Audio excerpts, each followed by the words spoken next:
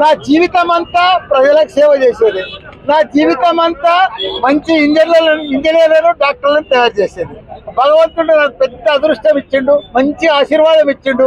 కాబట్టి నాకు ప్రజలకు సేవ చేయాలని కూడా నేను కోరుకుంటున్నా. దానికోసమే సేవా కేంద్రం పెట్టాను. దానికి తోడు ఈ రోజు 27 తారీఖు నాడు పెద్ద ఎత్తున గట్కేసర్ మండలంకి వెళ్ళి పెద్ద ఎత్తున తరలి వస్తున్నారు మన ప్లీనరీ. మనం 25 సంవత్సరాలు మనం అడుగుపెట్టబోతున్నాం మన టిఆర్ఎస్ పార్టీలో. కాబట్టి మనం 10 ఏళ్ళు ఒక చరిత్ర సృష్టించిన మన కేసీఆర్ గారు సీఎం ఉన్నప్పుడు ప్రతి ఊరికి తాగునీరు, సాగునీరు, డంపింగ్ యార్డు, గ్రేవ్ యార్డు, పాఠశాలలు, గురుకుల పాఠశాలలు అసలు చెయ్యంది లేదు. దేశంలోనే ఒక ఆదర్శం కేసీఆర్. తెలంగాణ రాష్ట్రం అట్లా చేసిండు మన కేసీఆర్. అదే ఇప్పుడు చూస్తే కాంగ్రెస్ వచ్చింది, కరెంటు లేదు. కాంగ్రెస్ వచ్చింది, నీళ్లు లేవు. కాంగ్రెస్ వచ్చింది, పంటలకు నీళ్లు లేవు. కాంగ్రెస్ వచ్చింది, పంటలకు ఎరువులు లేవు. కాంగ్రెస్ వచ్చింది, పిచ్చిలు సరిగా లేవు. కాంగ్రెస్ వచ్చింది, 6 గ్యారంటీలు లేవు. మాయ మాటలు చెప్పిర్రు, ప్రజలను నమ్మించిర్రు.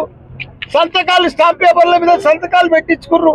మేము ఇస్తాం మా గ్యారంటీలు అని చెప్పిండ్రు. మోసం చేసి ఓటేసుకున్నారు, మాయ చేసిండ్రు. ప్రజలకంతా ఇప్పుడు అర్థమైపోయింది. ప్రజలు ఇక నమ్మరు, నమ్మదర్చుకోలే. ప్రపంచమంతా ఎదురు చూస్తుంది ఇప్పుడు. ఎప్పుడు వస్తాడు కేసీఆర్, ఎప్పుడు వస్తాడని. రేపు 27 తారీఖు ప్రోగ్రామ్ లా ప్రజలందరూ, తెలంగాణ కాదు యావత్ ప్రపంచం చూస్తుంది ఈ మీటింగ్ ఎట్లా జరుగుతుంది, ఈ మీటింగ్ ఎంత గొప్పగా అవుతుంది. ప్రజలంతా చూస్తున్నారు. ఎందుకంటే 16 నెలల కాంగ్రెస్ పరిపాలన.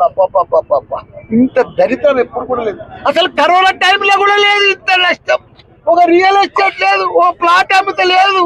ఒక పెళ్లిళ్ళకి ఏదైనా అమ్ముకొని పెళ్లి చేద్దామంటే కొనేటోడు దిక్కు లేడు తెలంగాణలో. అంత ఘోరం. కాబట్టి మళ్ళా వస్తాడు మన కేసీఆర్. తప్పకుండా మన కేసీఆర్ వస్తాడు, గ్యారంటీగా గెలుస్తాడు, మళ్ళా ప్రపంచం చేస్తాడు, మళ్ళా రాష్ట్రం చేస్తాడు. మన తాగునీరు కానీ సాగునీరు కానీ మళ్ళా ఆయన తప్పకుండా గ్యారంటీ. ప్రజలంతా కోరుకుంటున్నారు. జై తెలంగాణ.